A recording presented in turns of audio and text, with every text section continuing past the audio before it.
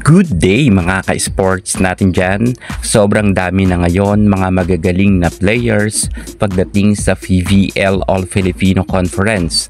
Bagamat ang Creamline Cool Smasher ay isa sa mga pinakamalakas na katunggali ng lahat ng team, pero alam nyo ba na meron naman mga ibang players na nag-level up talaga ang galing sa ibang team. Hindi lang sa Creamline, bagkus sa iba't ibang team ay meron talagang ng gulat pagdating sa PVL.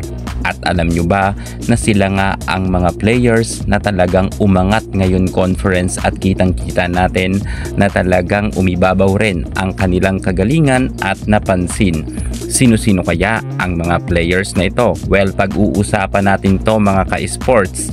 Top 10 volleyball players na di umano ay talagang nag-level up ang kagalingan at napansin nga ng karamihan.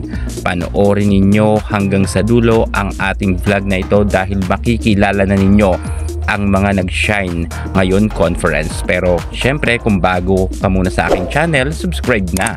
Click ang ating notification bell para lagi kang updated sa lahat ng issues sa volleyball. Susunod na.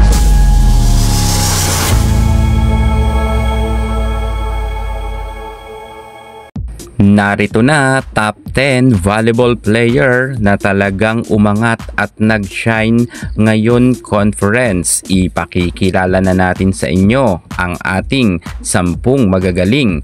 Number 1, Glodine Troncoso. Si Troncoso ay dati ngang ibinebench lang at nababash pa at sinasabihan na di umano ay medyo maalat sa loob ng court. Pero ngayon conference ay nanggulat na nga itong si Troncoso, kung saan binigyan nga siya ng Zeus Coffee ng play, kung saan isa siya sa mga star players, at kitang-kita natin na talagang nag-shine siya.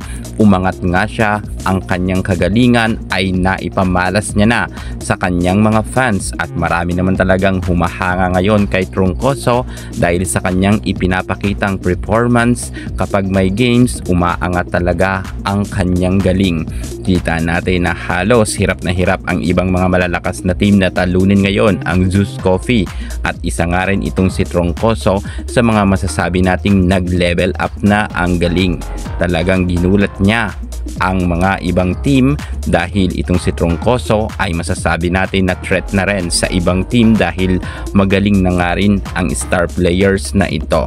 100% na talagang masasabi natin na nag-level up na ang kanyang galing. Number 2, Vani Gandler. Si Gandler ay isa na talagang magaling na volleyballista nang nasa Ateneo pa, pero ibahin natin ngayon conference na kahit wala nga ngayon itong si Ces Molina ay talagang pinanindigan naman ng ating Vani Gandler na karapat dapat nga siya sa first 6, at kita naman natin mga ka-sports na nahirapan rin ang ibang mga team na talunin ngayon ang Signal. Kahit nga ang malakas na team na Creamline Cool Smashers ay nahirapan rin talunin ang nasabi nating Signal HD Spikers. No Ces Molina, no problem, dahil angat na ngayon ang level ng nilalaro ni Vani Gandler. Marami pang pagdadaanan si Gandler dahil isa nga siya ngayon sa inaasahan ng Signal, pero kahit maraming nawalang mga veterana, talagang masasabi ko na kayang-kaya na talaga ni Gandler na tumayo sa kanyang team na Signal kahit wala na ang mga veterana. Panahon na para si Gandler na muli ang mag-shine gaya sa Ateneo noon. Pero masasabi ko na mas level up na talaga ang laro ngayon ni Gandler. Number 3, Phenom Superstar Alyssa Valdez. Kapansin-pansin talaga si Alyssa Valdez na talagang bumalik na ang kanyang angking galing.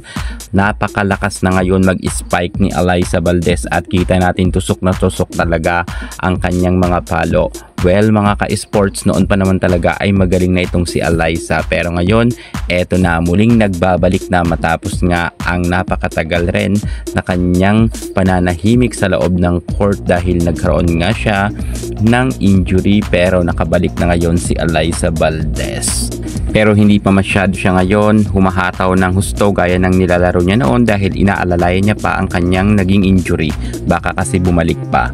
Number 4, Kyra Permentilla. Si Permentilla ay isa talaga sa mga bumubuhay ng team ng Next Led Chameleons kung saan kasama pa nga siya ngayon bilang top scorer. At ito talagang si Kyra Permentilla ang aasahan lang ng Next Led. Kitang-kita natin na siya talaga ang nagle-level up ng galing pagdating nga ngayon conference dito sa Next Led. At napapansin ng karamihan na siya lang talaga ang bumubuhat ng team. Number 5, Dina Wong.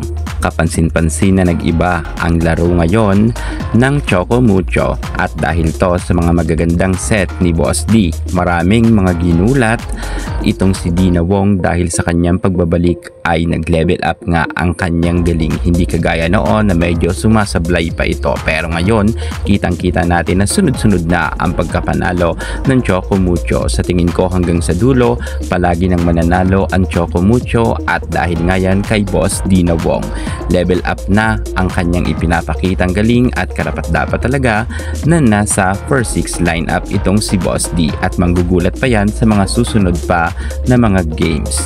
Kasama rin sa mga nag-level up ngayon si Ara Galang, Trisha Genesis, Julina De La Cruz, Chini Arroyo, and Jobelin Gonzaga. So yan nga mga ka-sports natin dyan ang ating top 10 na mga magagaling na volleyball player na nag-level up ngayon conference. At idagdag pa rin natin dyan itong si Lalong Isip kung saan sa tingin ko siya ang magiging Rookie of the Year. Level up rin ang kanyang galing ngayon simula nang umalis nga si Ces Molina. Siya nga ngayon ang katulong ni Vanny Gundler. Yan muna ang pinaka-latest natin sa mundo ng volleyball. Thank you so much. God bless.